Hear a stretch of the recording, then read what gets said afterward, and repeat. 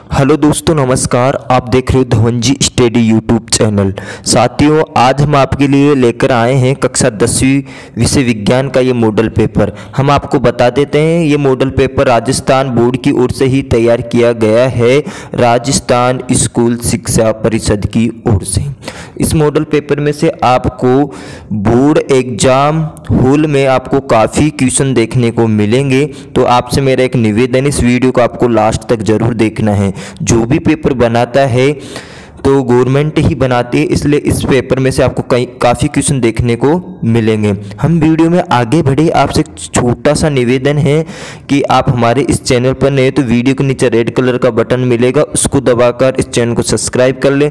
साथ में आपको बेल आइकन मिलेगा, उसको दबाकर ऑल नोटिफिकेशन ऑन कर ले। इससे ये फ़ायदा है, हम जो भी वीडियो डालेंगे आपको मिलेगा सबसे पहले। अब पहले प्रश्न की ओर हम यहाँ पर चलते हैं। इसमें लिखा हुआ है कि मैग्नीशियम, यहाँ पर देखो आप, मैग्नीशियम रिबन ऑक्सीजन की उपस्थिति में देहन का उदाहरण क्या है। इसी टाइप के आपको बोर्ड होल में जो पेपर आएगा उसमें भी मिलेंगे। तो इसका जो राइट आंसर, उसका आपको टिक लगाना है। इसका राइट आंसर हो जाएगा अपचयन। आगे की ओर हम यहाँ पर बढ़ते हैं। इसमें दूसरा प्रश्न दे रखा है, आप आसानी से देख सकते हो कि रक्त दाब को मापने में किस यंत्र का प्रयोग किया जाता है। तो इसमें आपको इसका भी राइट आंसर दूसरा ही हो जाएगा। इसी प्रकार के हम आपके लिए सारे प्रश्न लेकर आएंगे। साथ ही हम आपसे निवेदन करते हैं कि आप इस वीडियो को अधिक से अधिक शेयर करें और चैनल को सब्सक्राइब कर लें। हम आपको ये भी बताएंगे कि आपको 80 में से 80 किस प्रकार से नंबर आपको लाने हैं। हम आपको टॉपर की कॉपी बताएंगे कि टॉपर ने किस प्रकार से बोर्ड की कॉपी में लिखा है, कौन से पेन आपको यूज करना है, सभी हम आपको बताएंगे। अब तीसरे प्रश्न की ओर चलते हैं। इसमें हम आपको बताते हैं, प्राग नलिका में बीजांड की ओर से वृद्धि करने का किस प्रकार की गति का उदाहरण है। तो इसका भी जो राइट आंसर होगा वो इसका दूसरा ही हो जाएगा। अब आगे की ओर हम आपको लेकर चलते हैं चौथे प्रश्न की ओर। इसी प्रकार हमारी वीडियो को एक बार लाइक जरूर कर दे, अधिक से अधिक इस चैनल को सब्सक्राइब जरूर करवाएं। चौथे प्रश्न की ओर हम यहाँ पर बढ़ते हैं, तो आप वीडियो को लाइक जरूर करें। ग्लेशियल एसिटिक अम्ल का गलनांक कितना होता है। तो इसका जो गलनांक होगा वो 290 केल्विन, इसका राइट आंसर हो जाएगा। अब आगे की ओर चलते हैं। अति अम्ल का उपचार करने के लिए किस औषधि का उपयोग किया जाता है। जो भाई अति अम्ल का उपचार करने के लिए किस औषधि का उपयोग किया जाता है, एंटीसिड। तो इसका दूसरा राइट, इसका भी राइट दूसरा ही हो जाएगा। RRYY जीनी संरचना का बाह्य लक्षण क्या है। तो इसका लक्षण आपको बताना है, गोल व पीला, इसका लक्षण हो जाएगा। आगे की ओर यहाँ पर हम बढ़ते हैं।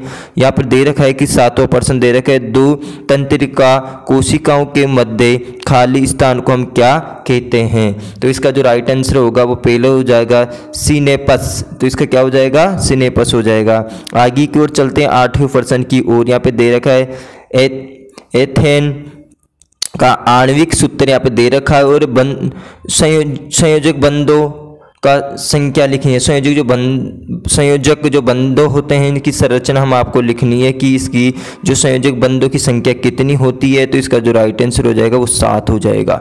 अब यहाँ पे चलते हैं कि तार, जो चालक तार होता है का प्रतिरोध निर्भर किस पर करता है। तो चालक तार होता है उसका प्रतिरोध किस पर निर्भर करता है, चालक की लंबाई पर करता है। आपको यहाँ पर 4 ऑप्शन दे रखा है, इनका उपरोक्त सभी हो जाएगा।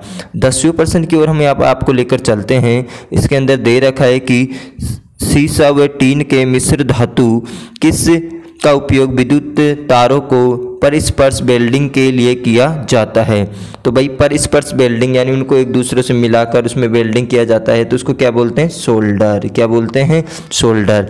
आगे की ओर चलते हैं। किसी शब्दकोश में पाए गए छोटे अक्षरों को पढ़ते समय आप निम्न में से किस लेंस का उपयोग या पसंद करेंगे।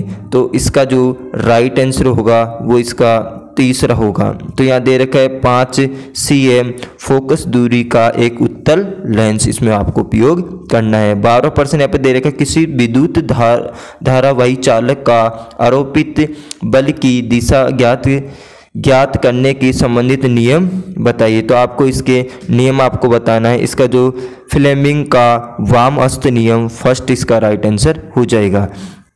13% की ओर यहाँ पर चलते हैं। इसमें दे रखा है मधुमेह से पीड़ित रोगी के रक्त में शर्करा की मात्रा, यानी जो चीनी की मात्रा उसमें क्या होगी, हम इस प्रकार से सरल भाषा में समझने की कोशिश करते हैं। तो इसकी हो जाएगी बढ़ जाती है। जैसे शर्करा बढ़ेगा तो हमें पता लगेगा इसमें मधुमेह का लक्षण है या मधुमेह का ये रोगी है। आगे प्रश्न चलते हैं। यहाँ पे दे रखा है कि 14% पर हम आ चुके हैं। भारत में प्रत्यावर्ती धारा की आवृत्ति कितनी होती है? 50 हर्ट्ज इसका राइट आंसर हो जाएगा। आगे की ओर चलते हैं कि सूर्य से आने वाली परावैंगनी किरणों से हमें बचाने वाली ओजोन परत के संरक्षण के लिए मुख्य रूप से उत्तरदायी क्या है? तो भाई जो ओजोन परत से सूर्य से आने वाली परावैंगनी किरणें, जो परावैंगनी किरणें आती है सूरज से, उससे बचने के लिए हमें मुख्य उत्तरदायी क्या है? तो इसका जो राइट आंसर हो जाएगा वो हो जाएगा क्लोरोफ्लोरोकार्बन, CFC। ठीक है, आगे की ओर यहाँ पर चलते हैं। हमारे 15% यहाँ पर क्लियर हो चुके हैं। यहाँ पर रिक्त स्थानों की आपको पूर्ति करना है। धातुएं कठोर, पहला देखते हैं हम 16 नंबर का। धातुएं कठोर सतह से टकराने पर आवाज़ उत्पन्न करती है। ये गुण आपको बताओ किस प्रकार का गुण है? तो इसका राइट आंसर हो जाएगा ध्वनिक। क्या हो जाएगा? ध्वनिक कहलाता है। आगे की ओर चलते हैं कि किसी लेंस की क्षमता उसकी का व्युत्क्रम क्रम होता है। खाली स्थान फोकस दूरी का किसका होगा? फोकस दूरी का। किसका होगा? फोकस दूरी का। किसका? फोकस दूरी का। आगे की ओर चलते हैं। 18% को जीवाणु एवं कवक मृत अवशेषों का करते हैं, क्या करते हैं? अपघटित करते हैं। क्या करते हैं? अपघटित। इसमें आ जाएगा अपघटित। क्या करते हैं? अपघटित। 19 नंबर के प्रश्न की ओर चलते हैं। कठोर जल को मृदु जल बनाने के लिए योगी प्रयुक्त किया जाता है धोने वाला सोडा। धोने का सोडे का उपयोग यहाँ पर किया जाता है। यहाँ पे 20वां दे रखा है। वोल्ट मीटर परिपथ में क्रम में संयोजित किया जाता है समांतर श्रेणी में। कौन सा? समांतरण श्रेणी में। ठीक है, आगे की ओर चलते हैं। लाल रुधिर कणिकाओं का विनाश में होता है। तो लाल रुधिर कणिकाओं का विनाश होता है मज्जा में। किस में होता है? मज्जा में होता है। 22% की ओर हम चलते हैं कि परितंत्र में सूर्य का प्रकाश का एक घटक है, अजैविक घटक। कौन सा होगा? अजैविक घटक इसका राइट आंसर हो जाएगा।